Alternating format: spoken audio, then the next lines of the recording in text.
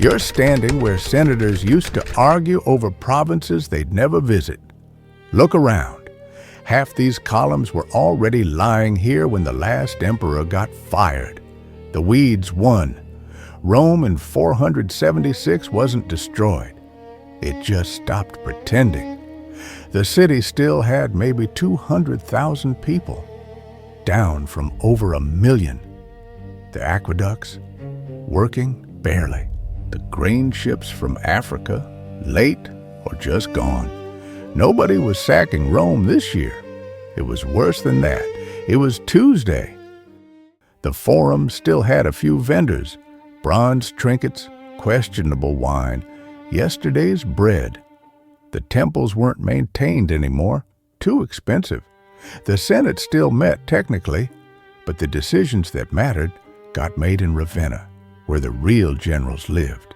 You'd walk past the rostra, the speaker's platform where Cicero once destroyed his enemies with sentences, and see a guy selling used sandals. The statue of Marcus Aurelius? Still there, covered in pigeon shit. If you were born here in 476, this wasn't the fall of Rome. This was just Rome. You'd heard old people talk about the good days, but you'd also heard them complain about the weather. The marble was still marble. It just had grass growing through it now. The walls were supposed to keep people out. Alaric broke through this gate in 410. They patched it with lighter stone. You can still see the scar. But now, the soldiers at the gate weren't checking for enemies. They were checking for tax revenue. A farmer with a cart of cabbages, a merchant with Gaulish pottery, Germanic soldiers walking in and out like they owned the place, because functionally they did. The empire didn't collapse. It outsourced. Nobody fought here anymore. The last gladiator games happened decades ago. Too expensive, too complicated, nobody cared. Now the Colosseum was just a big stone housing project. Families lived inside the arches, laundry hanging where emperors once sat, cooking fires where criminals died for entertainment. The bronze clamps that held the facade together, pulled out and sold. The marble veneer, gone, stripped for church construction. Your great-great-grandfather might have watched a man fight a lion here. You're watching a kid chase a chicken between the arches. That's Rome now, practical. The baths were still standing, barely. The aqueducts that fed them kept breaking. Repairs cost money. The city didn't have money, so the pools sat empty. The mosaics cracked. Pigeons moved in. A few old men still came here, not to bathe. There was no water, just to remember when this place was full. Hot rooms, cold rooms, massage oils, philosophers arguing in the corners. Now, silence, echoes. A guy sweeping dust off floors nobody walked on. If you were poor, you never bathed in a place like this anyway. But it was nice to know it existed. Now it didn't. The river still flowed, the docks rotted. Grain ships used to come from North Africa every week, thousands of tons. Free bread for the city.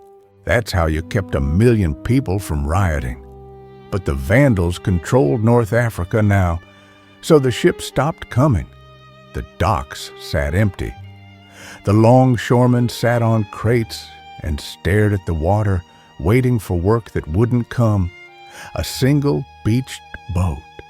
Hull cracked, not worth fixing. If you were born into a family of dock workers, your grandfather had a job. Your father had a job. You had a crate to sit on. The emperors lived here, past tense. The palaces were still there, but the emperors were in Ravenna, safer, easier to defend, closer to the real armies. So the Palatine sat half empty. Gardens overgrown, frescoes fading, a single guard at the door, mostly for show.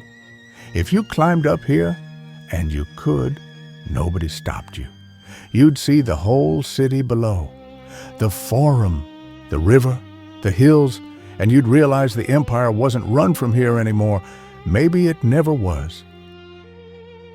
The Appian Way was the oldest road in Rome, straight line south for 300 miles, built 500 years before Christ, now cracked, overgrown, dangerous. The tombs that lined the road were supposed to be eternal, marble, inscriptions, family names carved in stone. But half of them were toppled, looted, turned into shelters for travelers who couldn't afford an inn. A guy with a donkey walking toward the city alone. If bandits wanted him, they'd take him. No patrols out here anymore. The road to everywhere had become the road to nowhere. This building was never finished. Maxentius started it. Constantine killed him and took over. Nobody ever completed the interior. So now it was just space. Massive, vaulted space. Families slept here. Grain got stored here. Smoke from cooking fires drifted up toward ceilings designed for gods. The arches were so big you could stack 3 houses inside one. And people did. If you were homeless, this was home. If you had grain to store, this was your warehouse. Nobody asked permission. Nobody charged rent. The empire built monuments. The people repurposed them. Most Romans lived here, not in palaces, not in villas, in crumbling apartment blocks, 5 stories, no plumbing, fires every other week. You'd walk down an alley and see laundry hanging between buildings, kids playing with sticks, a woman hauling water from a public fountain 3 blocks away. This is where the bakers lived, the prostitutes, the dock workers, the people who made the city function. And in 476, they were still here, still working, still complaining, still alive. Rome didn't fall for them. It just got a little worse. 8 columns, broken pediment, empty interior. This temple used to hold the state treasury, gold, silver, the wealth of the republic. Now, nothing. A priest still swept the steps, not because anyone worshipped here, just because someone always had. Tradition doesn't need a reason. The sun set behind the columns, and for a moment it looked almost like it used to. Almost. Hadrian built this as his tomb. Now it was a fortress. Soldiers on the battlements, cooking fires, weapon storage, the Tiber flowing below. During the Gothic sieges, they threw the statues down at the attackers. Marble heads, bronze limbs, art as ammunition. It worked. The building survived. The art didn't. That's the trade. The Suburra was loud, crowded, filthy. It always had been. Market stalls selling almost nothing, a baker pulling bread from an oven, beggars, noise, smoke. If you wanted to know what Rome actually was, you came here, not the Forum, not the palaces. Here, where people yelled over prices, where kids stole apples, where someone was always cooking something that smelled better than it tasted. Rome didn't fall in the Suburra, it just kept going. Germanic soldiers, Roman armor, that's the image. They weren't invaders anymore. They were employees. The empire hired them, paid them, gave them land, and they stood at the gates checking passports, collecting tolls. A merchant argued about taxes. The soldier didn't care. The soldier was Roman now, legally.